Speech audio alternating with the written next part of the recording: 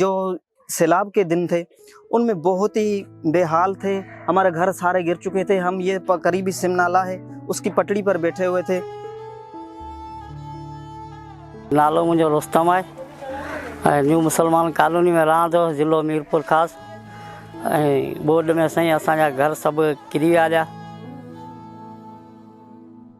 हम इस वक्त मौजूद हैं टंडजान मोहम्मद ज़िला मीरपुर ख़ास के एक नवाही गांव न्यू मुस्लिम कॉलोनी में, जहां अल खिदमत फाउंडेशन तामीर वतन प्रोग्राम के तहत 20 नए घरों की तामीर का काम जारी रखे हुए है।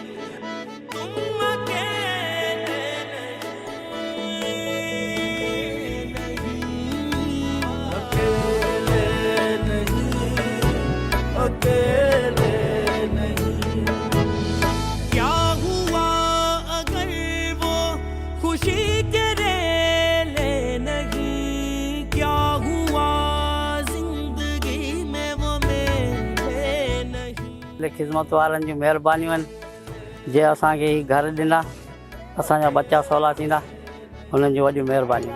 हमारी अपील है कि सिंध भर में सैलाब के नतीजे में जो लोग मुतासिर हुए उनके लिए नए घरों की तामीर के काम में अल खिदमत फाउंडेशन का साथ दीजिए, तामीर वतन प्रोग्राम का हिस्सा बनिए।